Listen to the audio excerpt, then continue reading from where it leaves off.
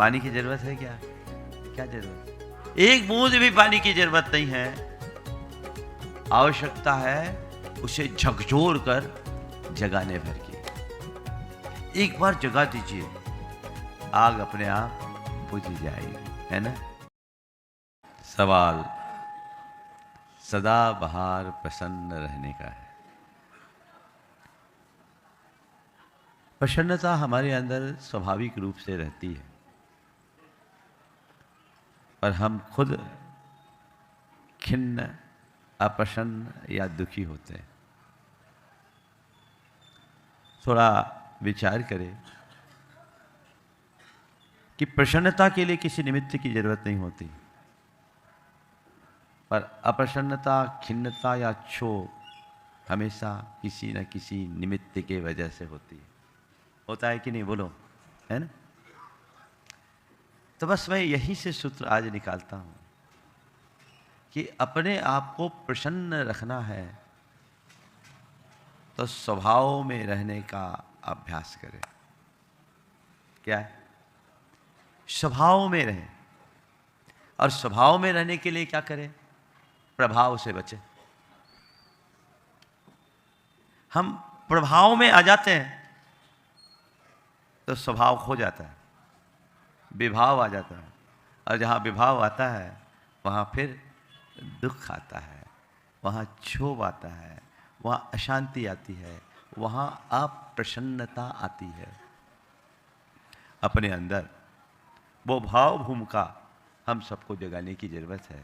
स्वभाव में आए, चीज़ें तो अपने हिसाब से चलेगी, हमारा चीज़ों पर कोई नियंत्रण नहीं है, लेकिन चीज़ों के मध्य रहते हुए भी हम अपने आप को स्वभाव में टिका सकते हैं, और स्वभाव में टिका के अपने आप को सदाबहार प्रसन्न रख सकते हैं। 4 बातें आज आप सबसे करूँगा। कोई आदमी सो रहा, गाढ़ निद्रा में, और सपने में देखता है कि जिस घर में वो रह रहा है उसमें जोरदार आग लग गई। अभी अमेरिका झुलस रहा है, हमने सुना है। लॉस एंजल्स आग अभी बुझ गई कि जल रही? अभी भी जल रही। बहुत दुखदाई है, हम भावना भाई वो आग जल्दी बुझे। और सपना में देख रहा है कि जिस घर में वो रह रहा है वो बहुत तेजी से जल रहा है, उसकी लपटें आसमान को छू रही, पूरा मकान आग की आगोश में है, उसका कमरा भी जलने लगा, पर्दे और दरवाजे जल गए हैं, उसकी आंच उस तक पहुंच रही है, और वो घबरा करके चीख उठा है। मैं आपसे पूछता हूं, उस आग को बुझाने के लिए कितने बाल्टी पानी की जरूरत है? बोलो, हाँ? पानी की जरूरत है क्या? क्या जरूरत है? एक बूंद भी पानी की जरूरत नहीं है। आवश्यकता है उसे झकझोर कर जगाने भर की। एक बार जगा दीजिए, आग अपने आप बुझ जाए। मैं कौन हूं, मेरा क्या है, ये जानो, इसे पहचानो, जीवन की धारा पलट जाएगी। ये रियल है या रोल, इसे पहचानो।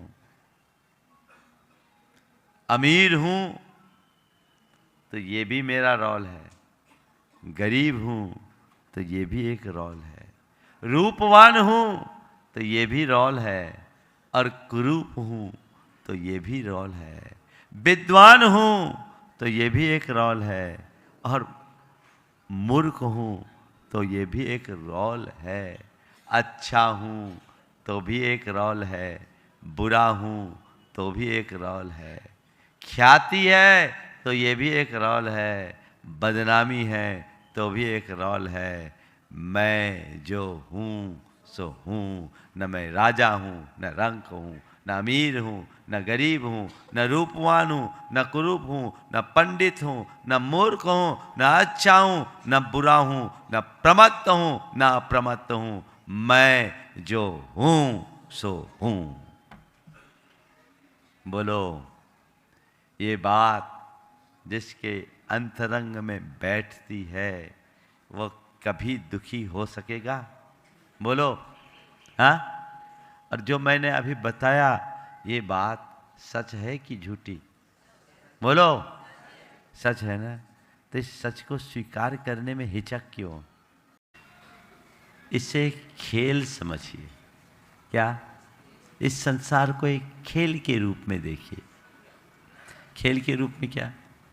जब कोई खेल होता है, खेल खेला जाता है और खेल में दो टीमें होती हैं, एक जीतता है एक हारता है।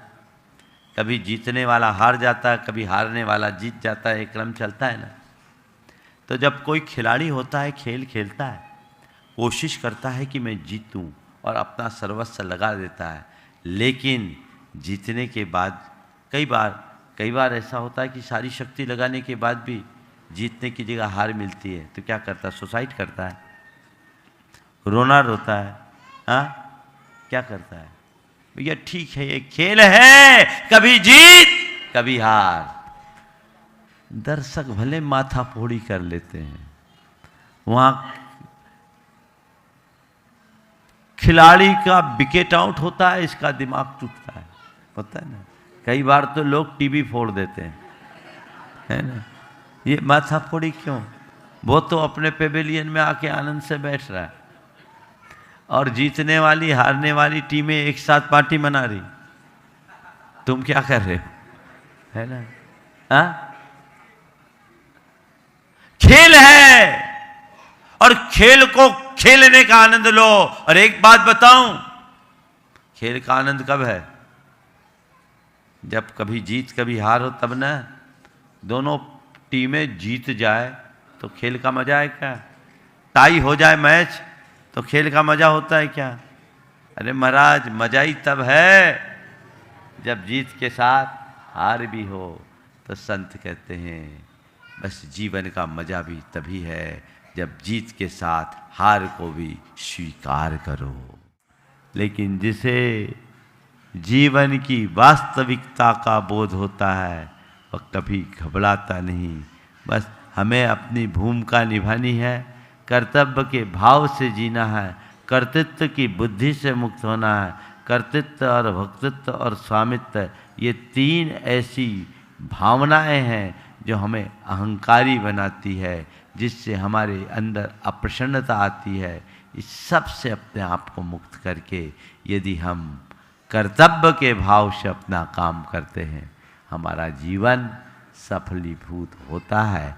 सबका जीवन इसी तरह सफल बने, सभी सदाबहार प्रसन्न बने रहे, ये प्रयास आप सबका होना चाहिए। बंधुओं, बोलिए परम पूज्य आचार्य गुरुवर श्री विद्यासागर महाराज।